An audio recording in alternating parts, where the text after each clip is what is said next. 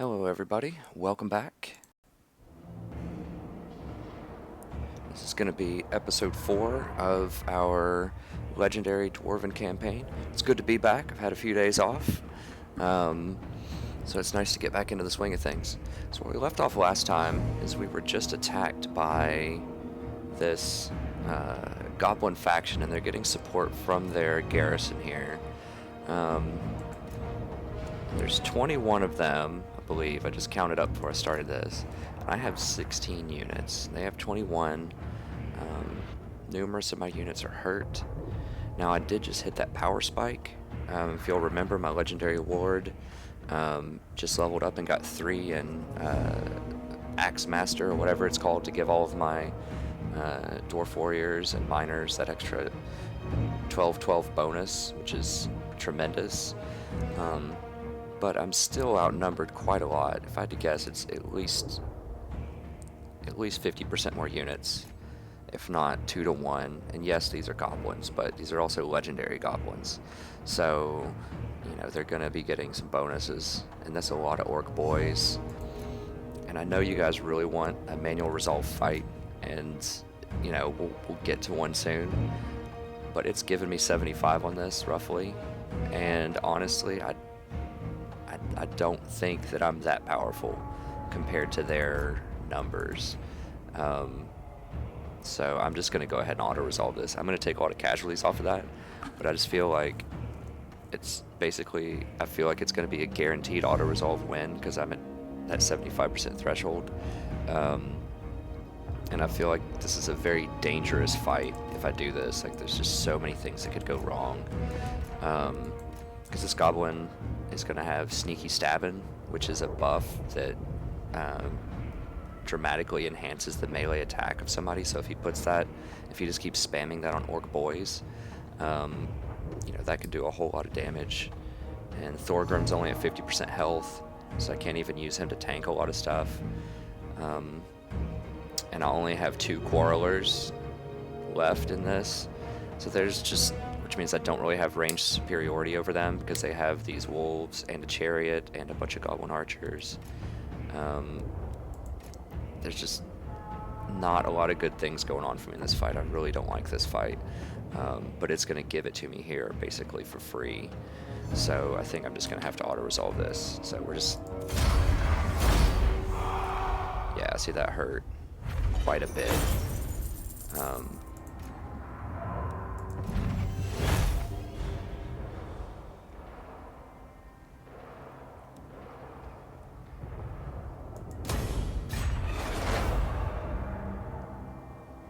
Did he just build a second army there?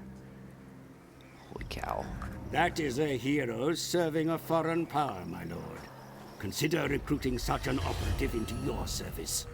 One being with the right skills can solve problems that no amount of coin or labor would otherwise be able to.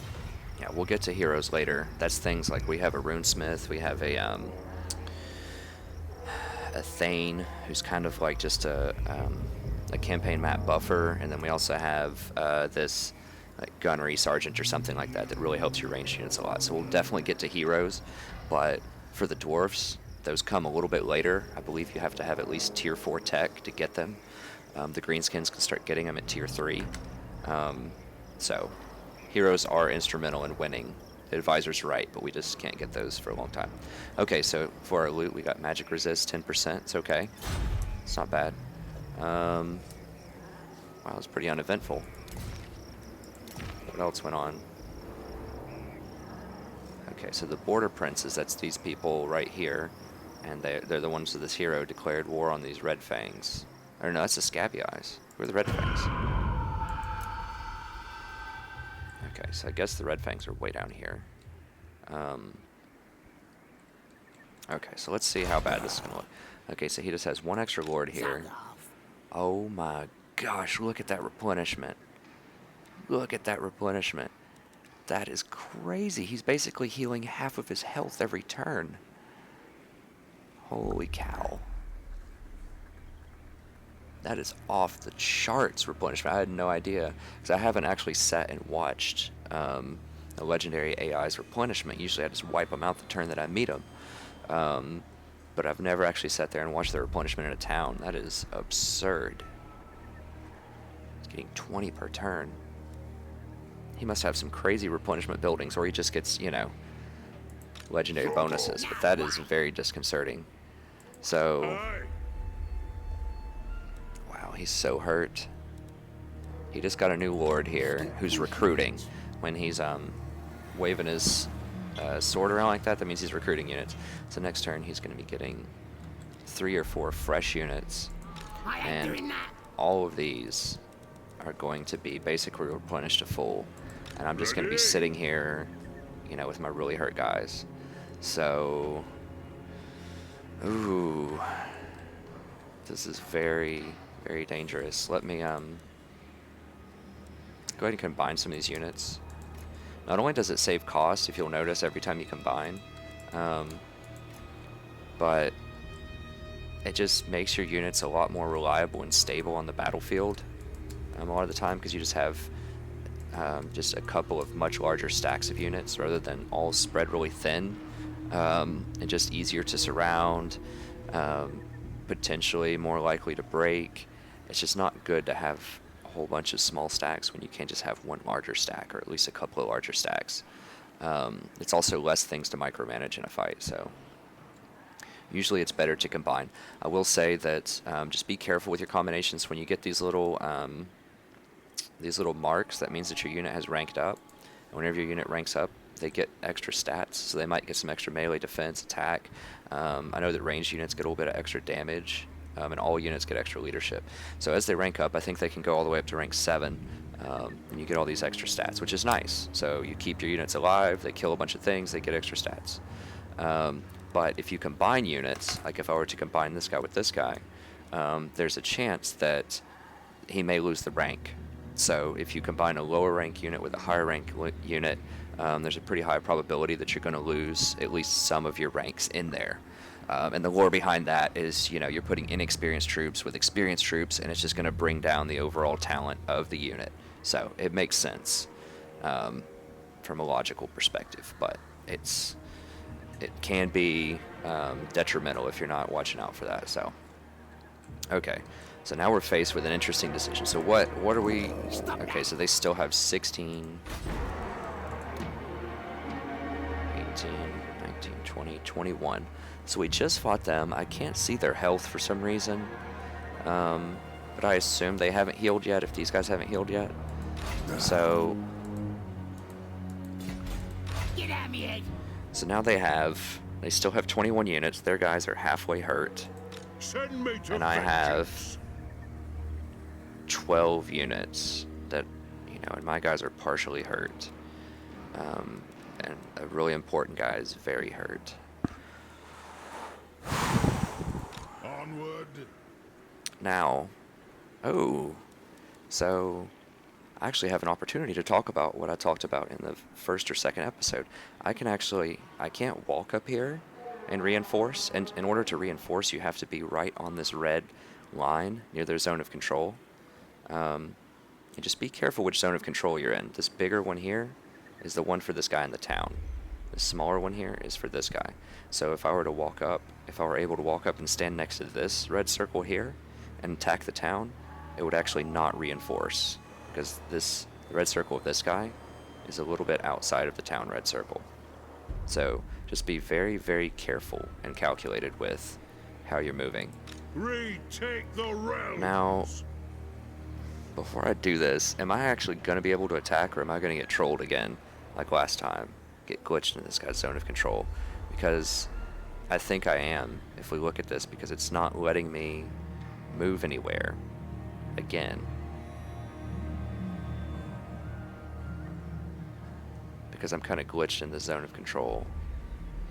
Now, now that I have actually more movement points though, I wonder if I can actually engage him. But I don't want to check that until I have reinforcements. So, okay. So we're not going to get a rebellion next turn. We're going to lose our military presence, which is just 1. So we're not going to get a rebellion next turn if we leave this province. So what I can do is actually run down here with these guys and get 4 extra units and go right here to reinforce if I attack that. So that would give me 4. I would have another lord who can soak damage. So that would give me 16 total units versus his 21 plus this new unit. So 22 units. But his guys are pretty hurt. My guys are pretty hurt. It's 16 on 22. I mean, this is a campaign deciding move here. So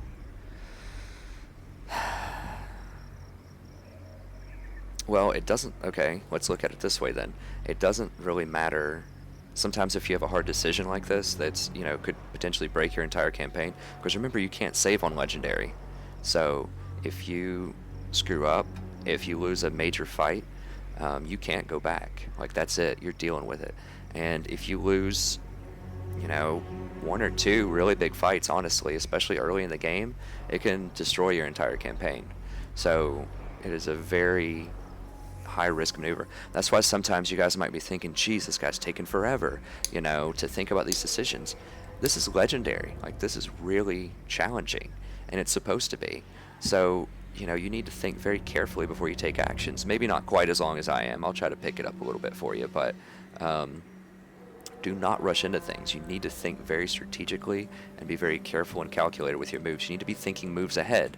Like, you see me thinking, okay, I'm going to do this, and then 2 or 3 moves down the line, I'm going to do this. That's where you need to try to be at as far as your critical thinking and strategic planning. You can't just be on the move that you're on. You have to be moves ahead, ideally. So just, you want to have a purpose and a plan and be working towards something. Okay, so anyways, what I was saying is, okay, so this is tough to decide just in the abstract, but the fact that I think I'm still glitched in this bubble here, which means that I can't run, means that if I don't fight with this reinforcing guy, I'm going to have to fight next turn with just this guy alone, and they're going to have reinforcements, so they're going to have an extra 3 or 4 units here, so he's almost certainly going to get wiped out if I do that. So the best of potentially bad options here is to come down here, reinforce, and hope that I can fight. I can't check to see if I can fight first, because if I do, and I decide to run away, I may not have the movement points to get back in there and fight again. So I'm just going to go ahead and commit to this. So I want to be, once again, on the edge of this outside circle. So you guys wanted a tough manual fight. This is probably going to be it right here. And this is potentially campaign breaking. So, alright, so if you're ever wondering officially if you are in range for support, if you look and you have a unit really close and you hold your cursor over the flag, you'll see this yellow arrow appears. That means that army will reinforce. So I could reinforce either direction because both of these red circles meet at this point where I went to. I want to attack the guy in the town so that the guy in the town can't run away. At least that's what I think. I was surprised a few turns ago, but I still don't think they can run away if they're actually in the town. So I'm going to attack the town.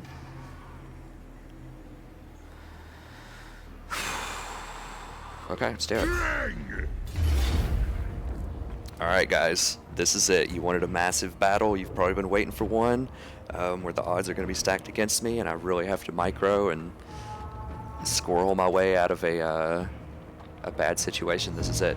Now I could probably auto-resolve this, but it's really close to 50%. It's about 60%. And as I've said before, I highly recommend not auto-resolving unless it's about 75%, because I'm pretty sure this is a probability. Like, just because you're slightly over in the yellow does not mean you're going to win. So you might actually lose if it's 50%. This is just an estimation. So, like, it's not going to be way off. Like, it's not going to say you have 90% and then you auto-resolve it and you lose the fight. Like, I've never seen that happen. But I'm pretty sure, at least in Attila, when I was still kind of learning the game, I tried to auto-resolve something that was, you know, right here between 50 and 60%, and I actually lost the fight. And I just like threw my headset on the ground. I was like, what? It just like, you know, raged and like ran out of the room. Then I got myself, you know, I got calmed down and got it together and, you know, came back, you know, about a minute later. But it can be very frustrating if you think this is a guaranteed win and it's not. So I'm here to tell you it's not a guaranteed win if it's close to 50%. So we're definitely going to have to fight this. And this is going to be hard, guys. I'm not going to lie to you. This is really hard. I mean, yeah, they're hurt. Yeah, they're goblins. But like I said, there's just so many of them. Like when we look at the numbers, you know, I'm probably still outnumbered 2-1 here. So let's just go ahead and do this. I'm scared. I'm scared, guys. I'm really worried that this could be campaign ending here. Okay, so they have 497, it looks like, and I have 300. So not quite 2-1, but they have, you know, 60 or 70% more troops than we do. Okay, so, oh, we've got, oh, geez. Huh. Okay, well, this is awkward. All right, look at this. So these banners represent where the reinforcements are going to come from for each faction. So the yellow is me, and then the red's them. So his reinforcements is, I think it's just that one general. I think. I probably should have checked that. I think it's just the one general, though, that he just hired. I think the guy gets to start off with his garrison over here, and it's just that general that's outside of town that's reinforcing. So that's where he's going to come in. So he's going to walk in right here. And then my general and, you know, my other 3 units of dwarf warriors are going to come in right here. So that means if they, I don't think they'll cheese me like this, but they could technically deploy right here and just sit and wait until they come out and then just completely surround him and kill him. I'm certainly going to cheese the computer doing that, but I suspect they're not going to do me like that. We'll see. They might. So this is very interesting. So ideally my strategy is obviously to get these guys with my main force as fast as possible so they don't get picked off. Or with the dwarfs, that's what you want to do. Other factions that have better flanking, you might just be cool with them being separated, then flank around and grab their artillery or something like that, if they had artillery. But for this scenario, we definitely want to get together as soon as possible. Okay, so they have a lot of fast units too. Like they have a wolf chariot, they have wolf archers. Those things have like 90 speed. And just for comparison, you know, most of my guys have about 30. So they move like 3 times as fast as I do. So that means they're going to come over here and reinforce quickly. Now Thorgrim is extremely hurt. Like, you know, a couple of volleys from ranged could kill him potentially. And I don't really want to surround this guy, honestly, because he's going to do a lot of damage and tie up a lot of units. So Miners! I'm thinking I could just send the miners in here, because remember they do a lot of damage, armor penetration to heavily armored units, which that lord's going to be heavily armored. So I can send the miners in. They're relatively disposable too.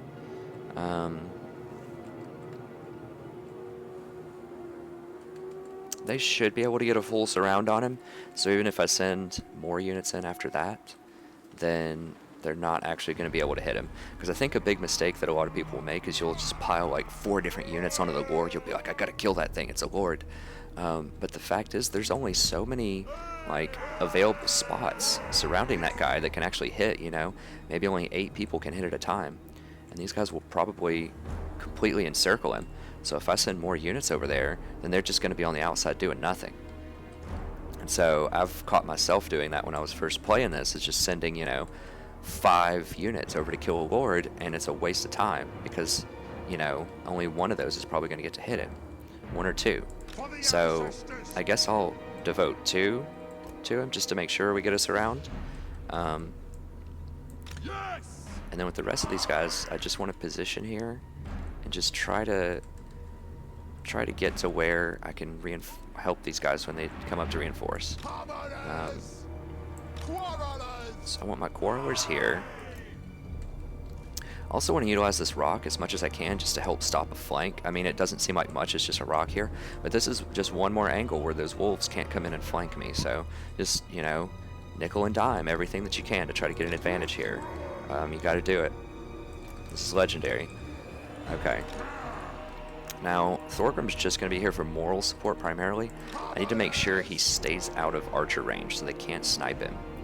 So it's going to be really bad if he gets sniped. Like, I'll get him back, he's immortal, but he's going to be wounded for like 5 turns, and I'm pretty sure it will just completely collapse the morale of all my troops. So, we do not want him to die. So, you know, if it comes down to just the very end, like there's just a couple of units left, you know, we might have to send him in there to clean up, but going into the battle, I just don't want to mess with it. So what I'm doing now is you can actually do control and then press a number key, and it puts your guys hotkeyed, because this is getting real, so I'm breaking out the hotkeys for this one. This will let me micro a lot better. So now if I'm just controlling all this other stuff, moving around things, I can just press 1, potentially even double click, and it just calls up these different units. So if you've never noticed that or tried to do that, I highly recommend that you do that, particularly in really tight fights like this. Okay, I can't see their units, so I don't know what to aim at with my grudge thrower right away. Yeah, that range is kind of crappy too. I'm gonna pull them up just a little bit. That's better. Because I want them firing immediately. Like, as soon as I get a visual on these guys, I want them firing. Like, I want to get as many volleys in as I can. So... okay. Alright, let's do this for now, and then this way I can move these guys up a little bit. Actually, I want one group here, so that to protect my flank. The rock's going to protect my flank over here a little bit. Okay, and I just want to pull in the hammers as, once again, just last resort. I want them to go ahead and commit to fighting these guys here, and then just like have the hammers, if I get a chance, just to come in behind and go for some flank hits so that they're not getting targeted as much. That's the thought process. They're almost certainly going to die, only having 18 units, but they're a very expensive unit. Their upkeep is like, you know, 300 a turn, so if they die, that's okay. My goal for this fight is just win and keep Thorgrim alive. Like, that's it. Everyone else can die. You know, ideally not, but if it comes to that, that's fine.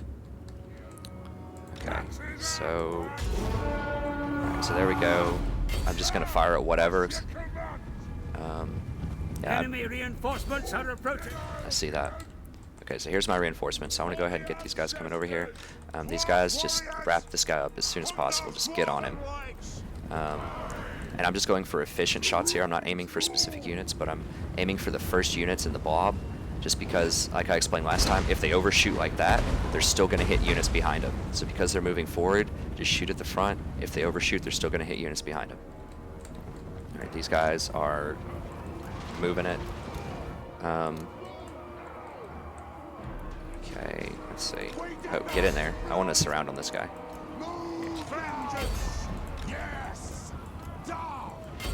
Okay, let's flank him from behind, see if this...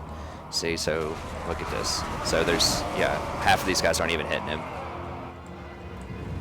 Okay, these guys are actually trying to get queued over here. I want to go ahead and shoot these. And just go ahead and... Actually, no.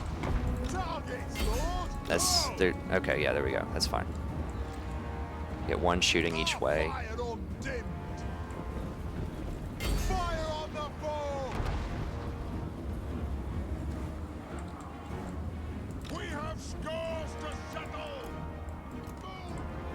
I'm really not going to run these guys down. I think they're just going to run away, so I just want to bring like half of them over here. Yeah, they're just gonna kite me, so I'm gonna have to take them down with ranged, which is what I'm doing.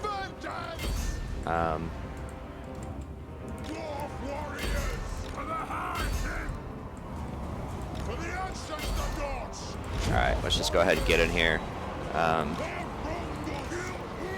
Okay, so let's go ahead and back the quarrelers up just a little bit here. Let's hit these ranged. Okay, these ranged want to fight me, so we'll go ahead and do this. How's this going? Not great, but they're getting tied up at least. Okay, so let's go ahead and aim with these ranged catapults. Alright, good. We can get a flank in here, ideally. Okay, they're smart. They're coming out on me. Alright. He's going to have to get in there, my lord. I mean, this is not good. What are these guys doing? Like, shoot them. They might lose that.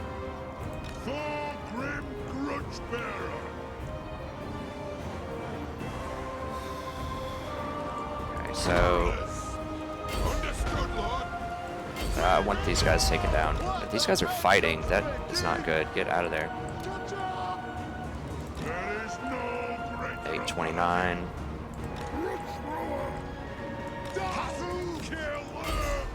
Okay, I want to go ahead and move over here because this is pretty much almost dead. He's got 829 HP still. I've got to watch Thorgrim so carefully. This is ridiculous. Okay, these guys are kind of doing okay. Oh god, these guys are going for archers. Actually, let's just shoot this lord out if he wants to come up on me like that.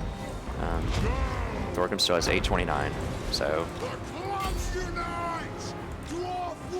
finish these guys off. Holy cow! Fight these. Just shoot these guys. Shoot this dude up. He has 815, so he's still holding in there. Still shooting at these. Okay, I'm not gonna be able to run those guys down. That's fine. These guys are about to break.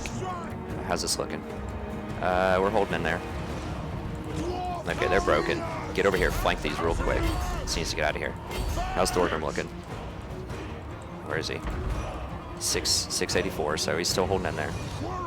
Let's go ahead and shoot these guys in the back. We're not really doing a lot of damage to that lord. 615, he's doing okay. How are we looking down here? My guys are routing. This guy's really hurt, but they're routing. Let's go ahead and... Okay, so these guys are chasing. We don't need that. We need to get in here and fight. Okay, a lot of them are starting to rout. You can see them flashing. My guys are all routing here. Go ahead and clean this guy up, hopefully. I do not want him flanking. Okay, how's Thorgrim looking? 300. I'm getting out of there.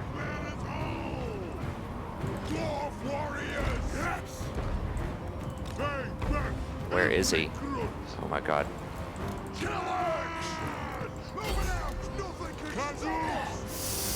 Get out. Oh, Thorgrim might be going. This is getting so close. So they're running. Get in here and fight. Cover Thorgrim. Cover him. Cover him. There, guys going for me. Intercept him. Get in there. 72 health. Run, baby, run. He's fleeing. Oh, God. Is he gone? 29. 12. 12. Oh, he's gone. Your general has been wounded in the fighting. Yep, so we lost him. We still have our other guy, though. We still have this guy, who is... Okay, he's fighting all these guys. Okay, so that's bad. We lost Thorgrim, but once again, he's immortal, so he's gonna come back. We still... The reason our guys... I mean, let's see the morale penalty. Look at that. Negative... a lot. Or died. 16, so negative 16 morale for that. But we still do have the other general, so he's helping out a little bit. Alright, I want all of these guys dead. Y'all are going to pay for putting Thorgrim in the hospital here.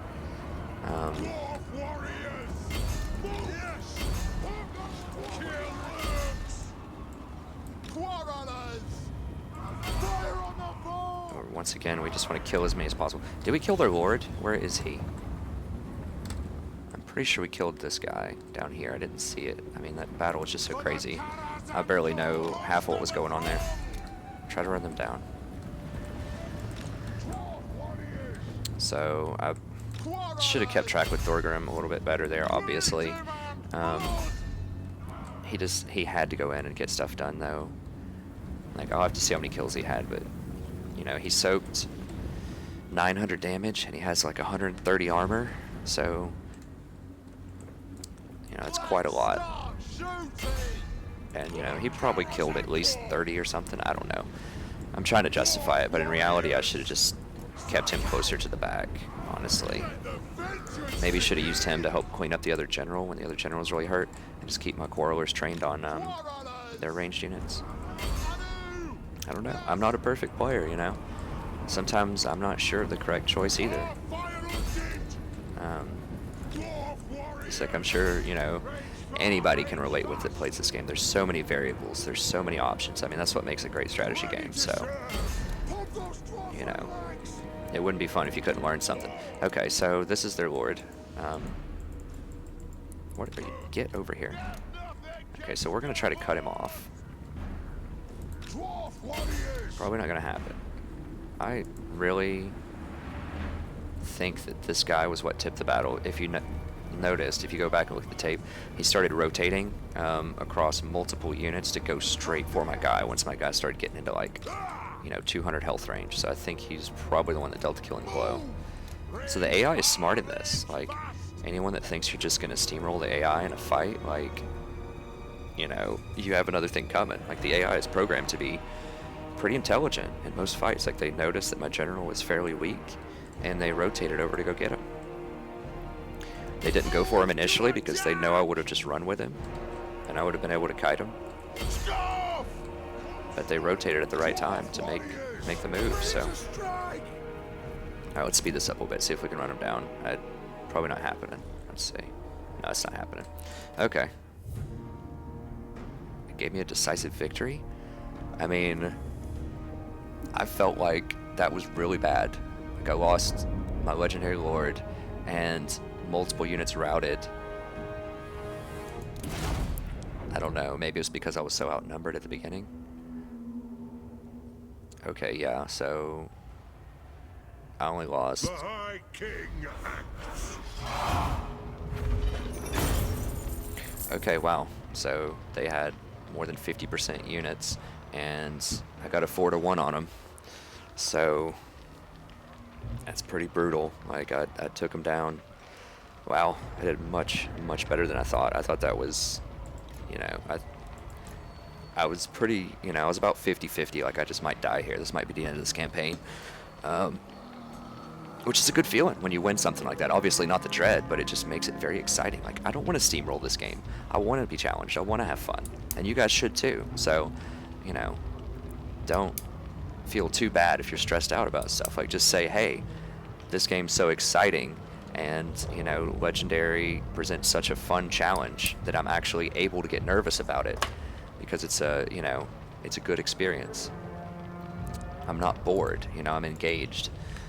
I'm learning lots of things. I'm thinking critically. Okay, so apparently I did kill that goblin. What? It was the goblin? Hold on, how does this work? So this was the war boss, right? So this was the guy that was the reinforcement. He came in and my guys were attacking him. Last time I looked, I mean, I can't go back and play the tape right now as I'm recording this, but he looked like he was at like 25% health. And I focused my quarrelers on him, and then I had to focus on Thorgrim and watch him die. So I didn't see exactly what happened here, but I know he shouldn't be at 100% health, so I don't know what's going on with that. He killed 120 things by himself. Okay, these guys all killed minimal stuff, and somehow that goblin died. The one that I couldn't catch at the end that was running away. I think that was him. It was Scat. Yeah, it was Spite Backbiter. And I think it says he's dead. Maybe it says he just has like a shred of health.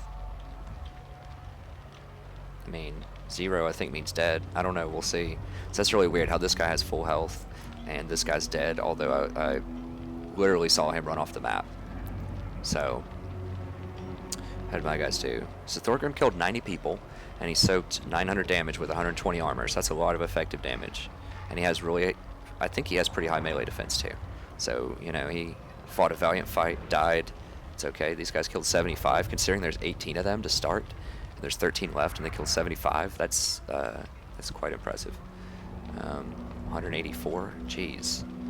So those upgrades, like I was talking about, if you thought I was being hyperbolic and just being like, oh my god, these upgrades are so crazy, there's your proof right there. I just took 16 units into a legendary AI's 22 units and got a decisive victory, a 4-1 victory. So, and yes, I did, you know, micro the Quarrelers and some other stuff, okay, but I obviously messed up Thorgrim. You know, I did some other stuff, so those upgrades are just, I guarantee you without those upgrades, I'd 100% lose that fight, so just keep that in mind. Okay, well, good job, I guess.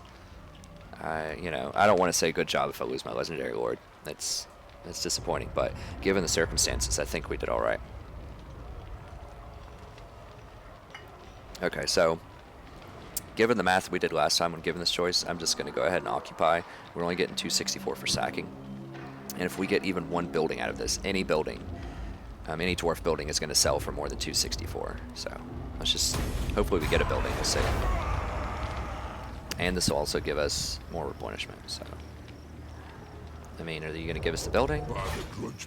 Your appointed lord has fallen in battle, sire. A replacement must be chosen to lead what remains of his army. Let us hope they don't meet with the same fate. Okay, so he's stupid. Shares the intellect of a river troll. Okay. So enemy hero actions, they have a certain probability to assassinate you or kill your troops or something down the line with those hero units that they mentioned before that battle. Dang it, I forgot to look at the time again. I just got back from a major road trip. And it's really late at night, but I just felt like getting one of these episodes in. So forgive me, I'll get it together eventually, but I'm going to just look at the recording time here really quick. So 37 minutes.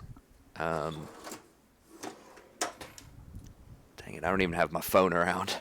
I think I left it in the car, so we got about 23 more minutes. I'll just kind of, you know, in my mind, hopefully figure out when to cut off about an hour, because I don't want to, you know, keep you guys here for 2 hours or something. Okay, so I mean, that's the only option, so, I mean, summon me if you dare. It's an easy decision if you don't have an option. Okay. So this guy didn't even get experience off of that. Slaughterfest. Like, literally 0 experience. I mean, look at this bar. So he reinforced, he killed a lot of units, and he didn't get any experience. That's pretty disconcerting. Maybe it's because I lost the main general. Aye. Anad? Oh wait, no. Never mind, sorry. I misspoke. So this is the general who was in the fight, so he did get some experience. It's reduced experience for your reinforcing lord if you have multiple armies, but it is still some experience, so he did get some. If my dude had survived, he probably would have gotten a level, which makes me sad. Thorgrim. Okay, so anyways, let's see what we got here. So we actually did not get a building, but we didn't have to repair this building, so we didn't have to do a $400 repair, and we would have gotten $600 or $263. I believe, so that's still a win.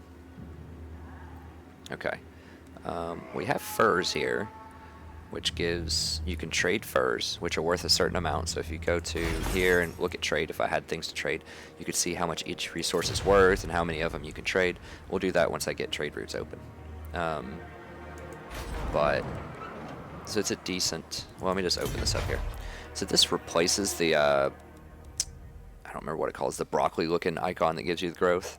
So this is your new growth building. It actually gives you more growth, or no, it gives you the same growth and replenishment rate, but you also get furs on top of it. So it's a nice little bonus. I'm not sure if the cost is, I think this is actually more. I think the other building is 500, so you're paying up a little bit for the furs, but I think furs, if you actually are able to sell them, are worth like 15 gold each or something. So if you could sell all of these, you know, that would be an extra, what, 400 gold or so. So pretty decent little building.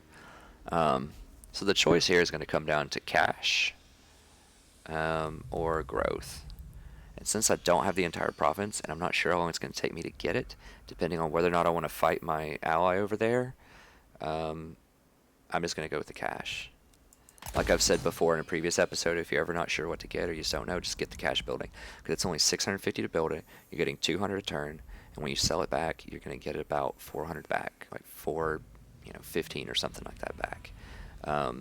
So that means if this stays up for even 2 turns, you're going to get your money back. 1 turn almost gets your money back.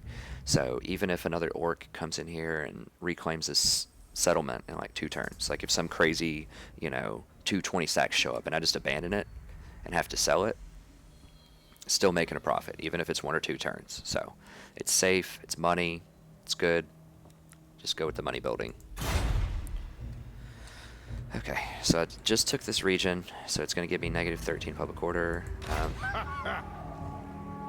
This guy's kind of hurt. He can move. This guy cannot move because he just took this over. So let's scout out here. What is this guy? This says, or Barog. 1, 2, 3, 4, 5, 6. They have 6 garrison units. So this guy is probably going to run over here. And so he's going to run over here. He's going to have 6 units. He might be able to hire 3 and get him next turn. I'm not sure if he's going to be able to do that or not.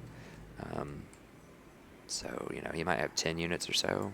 My axe thirsts for war. So I think I should be able to go over there and take that next turn and just go on a killing spree here. Okay, so I'm going to combine some of these units. See, this is at least freeing up money. Since a bunch of people died, I'm saving some money. So, silver linings. Get rid of these guys. I want to get rid of these guys because they're so expensive. They're 285, but they just keep performing. Like, even though they're in such low numbers. To war. It might be time, though. It might be time. Okay, so I'm going to do this with my remaining turns. So if you click on this little exchange button on another army, you can actually hand off units. So what I'm going to do, I'm going to hand off pretty much all of this guy's units. Whoa, what just... Okay, I clicked early. You don't want to do that. You want to select everything that you want and then click it. It's kind of late, like I said, but I was really excited to make another episode. This has been a lot of fun for me. I hope you guys are enjoying yourselves as well. Okay, so basically I'm going to hand off all my units like I just did. I'm going to start moving up this way, and I'm going to come back over here and just start hiring a bunch more units. So that way this guy's plenty strong enough to start taking on threats over here. And this guy's going to have the opportunity to recruit, because I'm not going to be able to recruit new units here probably for a little bit. And this is heavily infested by orcs, so I would not be surprised if another orc army or 2 or 3 comes running out of the darkness pretty soon. So I want to at least be able to put up some kind of fight if that happens. So now I have to decide if I want to get rid of these hammers or not. There's only 12 of them left, and they're only going to get 8 per turn. Now I'm not going to be able to replenish that much. I think I can run from here to here next turn. I'm not 100% because there's this river, and if you try to move over rivers, sometimes it takes a lot more movement. So I may not be able to get there in 1 turn. But I'm hoping I can. But anyways, there's not going to be a lot of opportunities for just sitting and chilling and just like replenishment time. And this guy's costing me 285 per turn for a pretty hurt unit. But he is replenishing 8 per turn, so... And I kind of need every unit I can get over here to do the stuff. But he costs, like, literally more than twice these guys. Is he twice as effective? I mean, 23, 37, 47, 20, so that's 60, 75 fighting effectiveness by adding the attack power and defense. This guy has 60, so yeah, he's 25% more combat effective, and he deals, approaching double the damage, plus massive armor piercing, right? And, we've discussed how ridiculous armor piercing is in comparison to normal damage. I mean, this may seem trivial, but it's not. I mean, this is almost 300 gold per turn, and that's 20% more income because I only have 1411 right now, and I'm going to need to start building buildings. I'm going to have to recruit all over again because I just lost half my army here. This is serious. This is very serious consideration here. I'm just going to get rid of him. I hate to do it, but, you know, 20% more money right now when I'm this strapped for cash. I just got to do it. So, goodbye, hammers. You served me well, but got to move on to bigger and better things. Okay, so is this worth it? Usually the second tier in these type of buildings is worth it, but okay, so I'm getting 150 extra gold. That's the only thing that's relevant right now, and it's going to take so at this rate it would take what, 10, 15 turns or so. Under normal circumstances, anything that's about 20 turns you make your money back is worth considering. 10 or less is absolutely a good buy most of the time, but 15 at this point in the game when I'm already really strapped for cash, and it's going to take what, 2,000 gold, which is like 23% or something of my current reserves. I just don't think I can upgrade that cash building yet. We'll have to do that in the future. This is definitely not worth upgrading right now. It's 1,000 gold. That's approaching 10% of my total income, and I'm only getting 7 more growth, which is whatever percentage that is, like 12% more growth. So it's not worth it.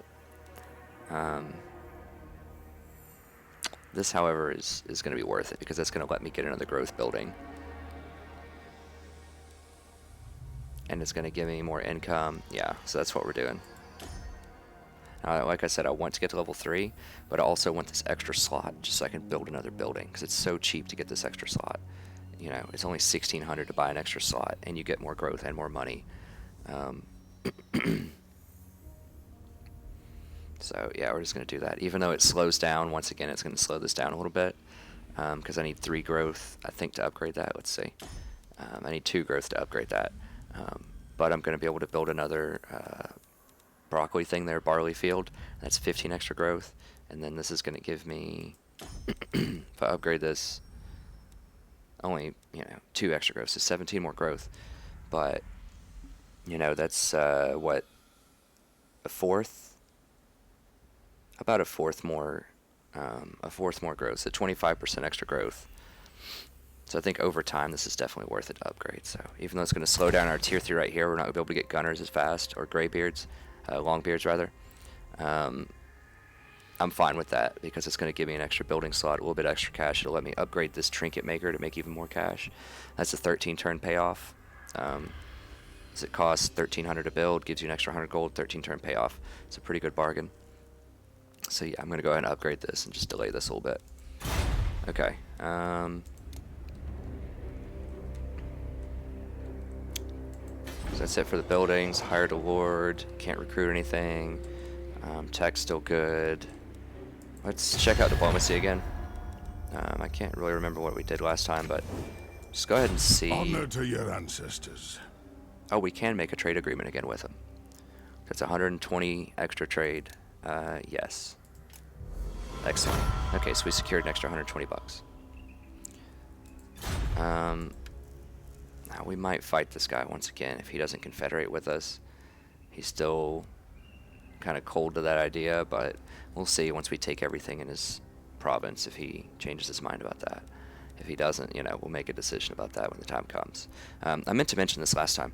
So when I was debating whether or not to break my non-aggression with him that moment, if you break your non-aggression and then wait a certain number of turns before you actually declare war on somebody, it has much less of a diplomatic penalty. I'm not exactly sure what the magic number on that is. I did a little bit of research and I found people saying 10 a lot. But that's a long time, right? So if I break a non-aggression with this dude and wait 10 turns, he might get the message that, hey, I'm about to attack, and just start massing up and prepare, and then it's just going to make my job a whole lot harder. So if I just wait and then just kind of break the agreement and attack him on the same turn, I'm going to take a bit more of a diplomatic penalty, but at the same time, I'm going to have the surprise factor, and he's not going to prepare for me as much. So it's kind of a jerk move. But, you know, on Legendary, sometimes you just have to be a jerk. You just can't get too attached to your allies. Although I would like to play and not be a jerk. I'd love to confederate him, you know, even if it hurts my public order in the province. You know, I just like to do that just from a, I don't know, an ethical standpoint.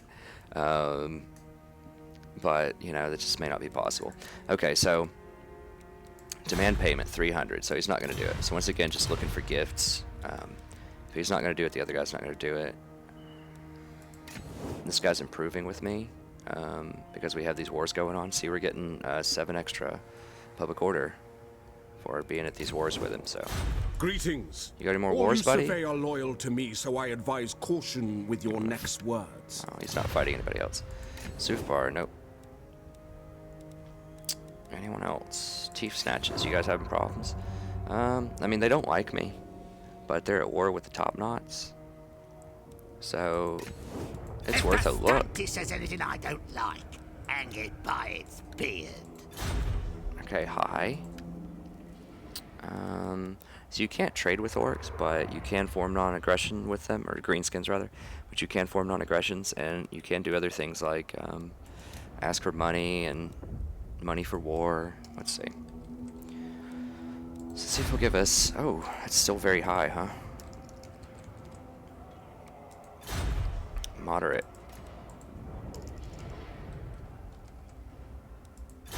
Low. Okay, so.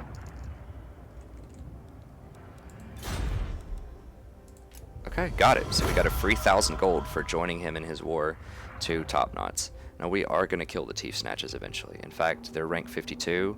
They're probably going to be killed in the next turn or two because they are completely surrounded, I believe, by the top knots. The top knots are the savage orc tribe down here. And savage orcs are, in many ways, a lot more dangerous, especially early game, than normal orcs. They get a lot of extra. They have less armor, but they get a lot of extra attack. So they're very aggressive and very dangerous. So, anyways, he's completely surrounded. So I suspect he's going to die very soon. And I'm going to go to war with top knots eventually, and he's pretty far away relatively. Like, he's got to go through all these people if he wants to get to me, so, you know. And I just really need the money, so I don't mind going fighting that. Border Princes, y'all got any fights? They're fighting Red Fangs, and so am I. Okay, that's it for diplomacy. So, once again, just a quick glance, you know, what was that, like 1 or 2 minutes or something, looking over some stuff, 1,000 gold. And I don't think that's exploitative. Once again, it has costs. Top knots could very well, you know, mass up 2 20-stack armies and just come beeline straight for me and ignore everybody else. Like, you know, this could have repercussions, but it's a calculated risk I'm going to take here. Okay, let's go ahead and... Forgive me, I'm going to check the time just one more time. I'm going to grab my phone definitely for the next episode. So we have 53 minutes. I'm going to go ahead and do a couple of back-to-back episodes here. So we'll just do this for 7 more minutes. So we'll start the next turn. And then I'll cut off and start a new episode in the middle of the next turn. At an opportune spot. Maybe after a fight or something. Okay, so this agent's running down this way. Oh, whoa, whoa, whoa, whoa, whoa, whoa, whoa. I don't like his posturing. Okay. So this guy was somehow able to grab... Didn't... Okay, hold on. Oh, no, okay, this wasn't the guy that we fought before. This is a new guy. So he's coming up. He's trying to pick off my dwarf that just handed off all those units. So I didn't quite anticipate him to get this aggressive. But we do have a retreat option, and obviously we're going to try to retreat. He might run us down. This guy's just a level 1, so, you know, it's not a doomsday scenario if he kills this guy, but at the same time, I'd like to not have to pay 825 bucks to hire another lord. That would negate the money we got off trade last turn, so let's go ahead and run. Okay, he doesn't have the movement to come get us. What? Hold on. What is this? Who is this guy? Is this the guy that we fought before?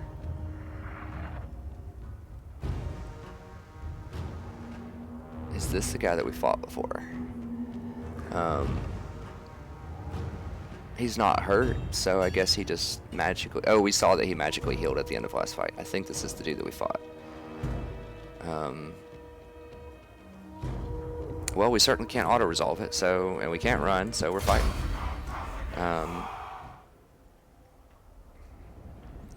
Now, I'm gonna be honest, I've never quite had a fight like this before. A 1v1 deathmatch against a legendary AI. Ideas are running through my head. How can I possibly micro this to put it in my advantage? Is there anything I can do? My guy's partially hurt. I don't have any activatable items. Like, I can't kite him and like cast fireballs or anything. I mean, I want to do anything I can just to turn this into not a one-on-one, just sit there and melee each other. But I think, you know, that's, you know, I'm just not going to be able to do that. And you can't run. Remember, once again, because I've already run once, I can't just run off the map and retreat or it's going to kill me. So the reason he has such a huge advantage, you might be thinking, oh, it's one-on-one.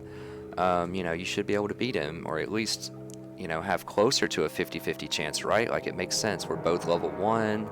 You know, we're both just very starting legendary lords. Why on earth does this guy have a 95% chance? Because he's a legendary AI. He gets all these bonuses we've talked about before, and the computer knows that. So that's why it's giving him tremendous odds over me. Okay, so my strategy here is just, well, let me see. So you do get a bonus if you fight downhill on somebody. So my only hope here, and I'm not even sure if there is any hope, but my only hope is if I can get over here, get this guy to fight me where I have the upper hill and he has the lower hill, and he just stands there and fights me. I might like have a prayer of doing something. I mean, I think that's almost literally the only thing I can do. I mean, if you guys have other suggestions for ways that I could approach this, in the comments, if you faced this before, or just, you know, something just pops into your mind that I could have done, you know, just let me know, and I'll be happy to do that next time, and I'll definitely give you credit too. I'll give you a shout out if you can think of a better strategy. But what I'm going to do right now is try to block his visual range on me. So I'm just going to hope he deploys like over here somewhere. Block his visual range on me. Run over into these woods. And then just like creep out of the woods like right here. And just hope that he just comes straight up this hill at me. And I don't know exactly what the hill bonuses are. I just know that there is some hill bonus. But I don't think it's large enough to turn this fight. But I'm not just going to surrender it. Because I've got nothing to lose here, really. Well, I mean, I've got this guy to lose, but I'm going to lose him anyways. Probably. So, don't have high expectations about this. But, you know, if you wanted some exciting drama, I'll go ahead and zoom in on it. You guys can just watch this massive, like, you know, just trading, trading very slow hits at each other. This is him running, by the way. Like, I have run on right now. So this is him running. If you ever wondered, like, how swift the dwarves are, here you go. Look at this. That is intense. Like, he's not even lifting his knees. Like, look at that. He's just straight up, like, power walking. Pick it up, dude. I mean, jeez. Looks like some of these kids, like, back when I was in middle school, they were just, like, in gym class, and, you know, they had to do, like, mandatory workouts, like jumping jacks, or had to go run around the track or something, and they were just doing this type of thing. They're like, okay, what's the minimum? I can have a 15-minute mile, and you're going to pass me with an A. Okay, that's what I'm going to do then. You know, that's what this dwarf reminds me of right now. He's like, okay, what's the slowest I can go? Or this guy's not just going to turn off this game right now. And I think he's working towards it. Oh, I saw an arrow. Did that mean I caught vision of him? What is this? Or is that just pointing to where my guy is? I honestly don't know because there's no map. I mean, this is like hide and go seek. Okay. I don't get any bonus in the woods because he's not large. I don't think is he considered large? I don't think he is. He's certainly bigger than I am. but I don't think he counts as large. He's kind of big, but I don't think he's large.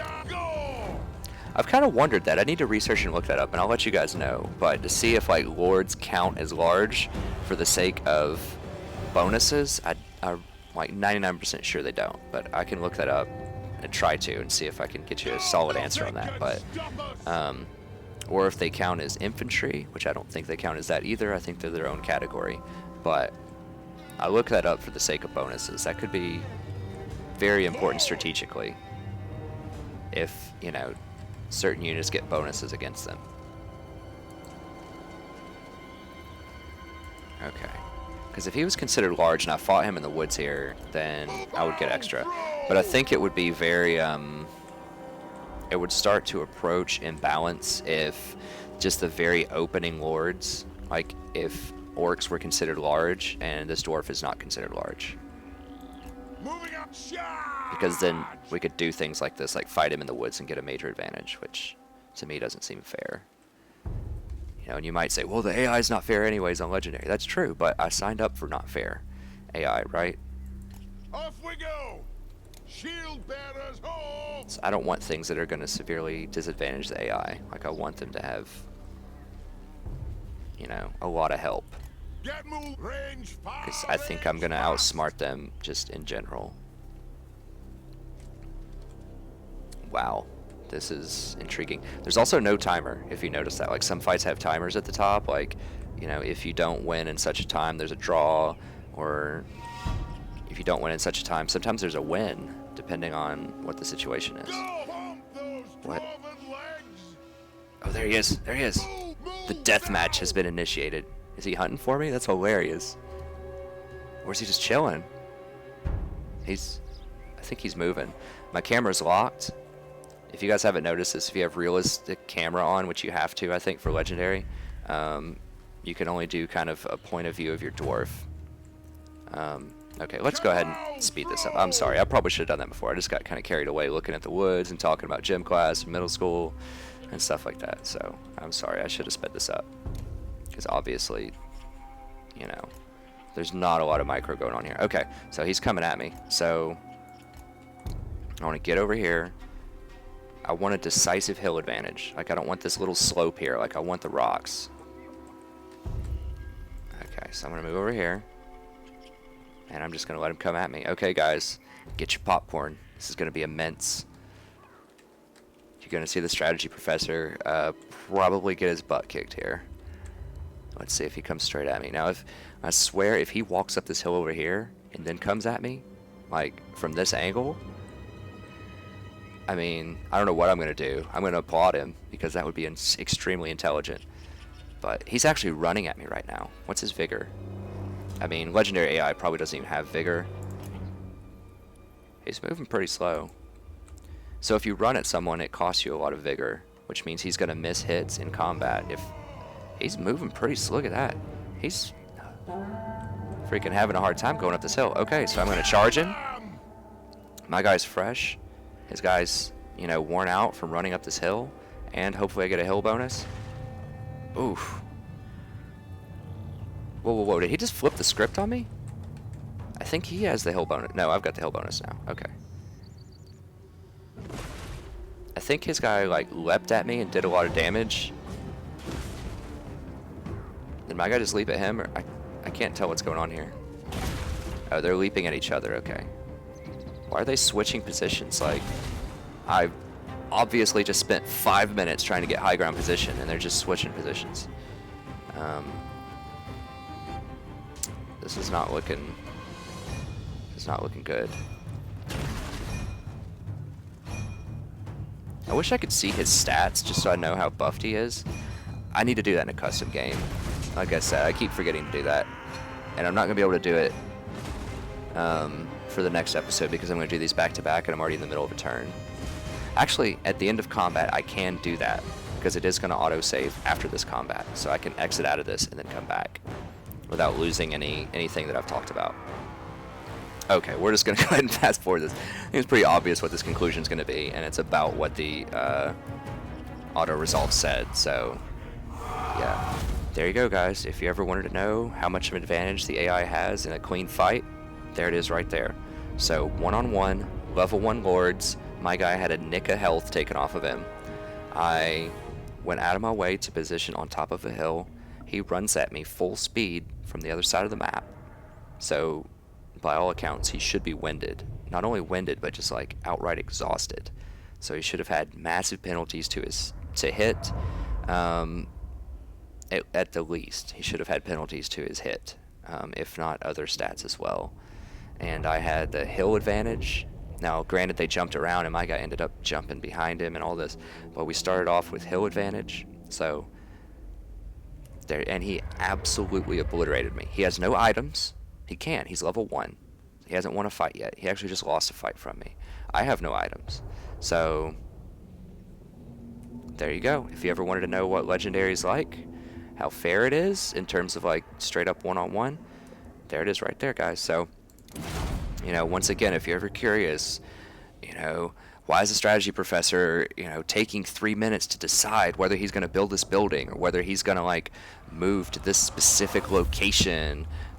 Because every single advantage that you can possibly get, you need to get that advantage, because they clearly have a massive advantage over you. It is not a clean fight at all. Like, they have just an astronomical advantage over you in a clean fight, so you do not want to fight clean fights. Okay, so and he's dead, so you can't run again. Yep. And this guy ran all the way from here. I still don't understand that. I mean, look. Snatches. Okay, whatever. Grudge issued because he just killed my guy. That's fine. So look at this. He ran all the way from here, all the way up to here in one move. And he couldn't do that with a dash, because you can't engage with a dash. For the wisdom of Valea. Okay, to be fair, I could move about that far also. So I guess he was just like at the very maximum of his range.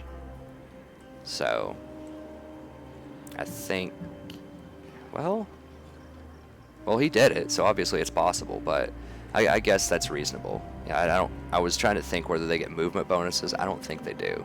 I guess that's at the very end of his range, so I guess that's possible.